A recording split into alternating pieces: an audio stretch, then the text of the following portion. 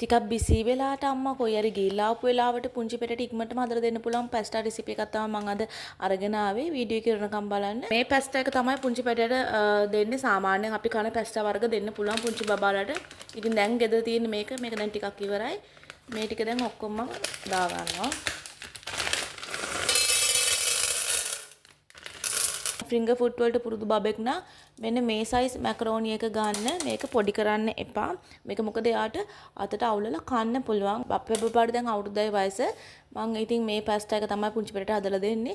සාමාන්‍ය මාස 8 ඉඳන් වගේ දෙන්න පුළුවන්. මම මේ හදන රෙසිපි එක සාමාන්‍ය ප්‍රමාණයට මේකට ටිකක් වැඩිපුර වතුර දාගන්න. හොඳට තැම්බෙන්න දෙන්න මේක. ඊට පස්සේ ලිප ඔන් කරලා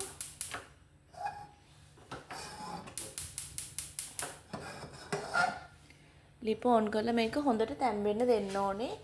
කැමති නම් අම්මලාට ඔලිව් ඔයිල් එකතු කර ගන්න පුළුවන්. මම එකතු කරන්නේ මේ පිරිසිදු පොල් තෙල් එක. ඉතින් මේකෙන් ටිකක් දාමු. පොඩ්ඩක් විතර දාලා මේක වහලා තියන්න හොඳට තැම්බෙන්න. දැන් බලන්න මේ පැස්ටා එක හොඳට තැම්බිලාද තියෙන්නේ කියලා. මේ ගාන්ට විතර තැම්බීගෙන එනකොට මේක ඇති මාස 10ට වඩා අඩු බබෙක් නම් ටිකක් තැම්බෙන්න තිබ්බත් කමක් නැහැ. මේක චුට්ටක් බෙරි වෙන්න වගේ. අවුරුද්දක වගේ බබෙක් නම් මේක ගොඩක් බෙරි කරන්න යන්න බෑ. මේක අපි පෙරාගෙන එමු දැන්. දැන් පැස්ටා ටික පෙරාගෙන පැත්තකින් තියලා මම මේකට ෆ්‍රෙෂ් මිල්ක් එකතු කර ගන්නවා. අඹේවල ෆ්‍රෙෂ් මිල්ක් එක තමයි එකතු කරගන්නේ.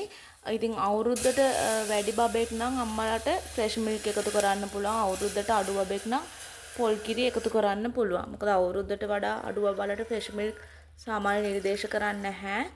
අවුරුද්දට වැඩි බබෙක් නම් ෆ්‍රෙෂ් මිල්ක් දා ගන්න පුළුවන්. දැන් මම මේකට ෆ්‍රෙෂ් මිල්ක් ටිකක් දාගෙන මේක හොඳට ටිකක් රත් වෙන්න දෙන්න ඕනේ. රත් වීගෙන එනකොට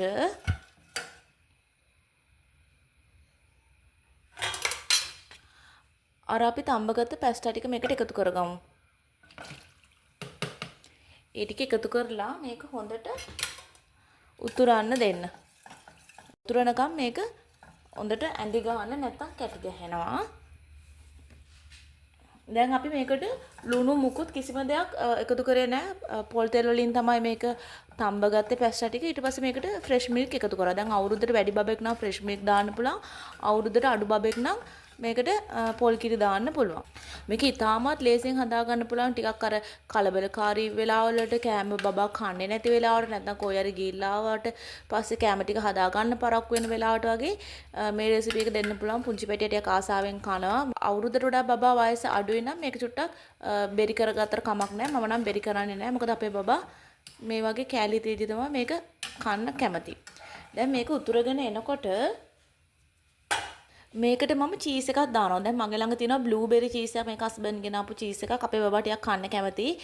මේක අවුරුද්දක් වැඩි බබෙක්ට තමයි දෙන්න පුළුවන්. මම නිර්දේශ කරන සමහර අවුරුද්දට අඩුයි නම් මේක දෙන්න එපා. මොකද මේකේ ලුණු ටිකක් තියෙනවා. ඉතින් මම දැන් මේ පැස්ටා එකට ලුණු දාගත්තේ නෑනේ. ඉතින් ලුණු රස ගන්නේ මම මෙන්න මේ චීස් එකේ. මේ චීස් එකෙන් ටිකක් මේකට දැන් අපි දාගමු. අතුල තියෙන්නේ මෙන්න මේ විදිහට. මම දැන් මේකෙන් කෑල්ලක් මම මේකෙන් කෑල්ලක් දා ගන්නවා. සාමාන්‍ය ප්‍රමාණයක් මේ වගේ කෑල්ලක් දා ගන්නවා.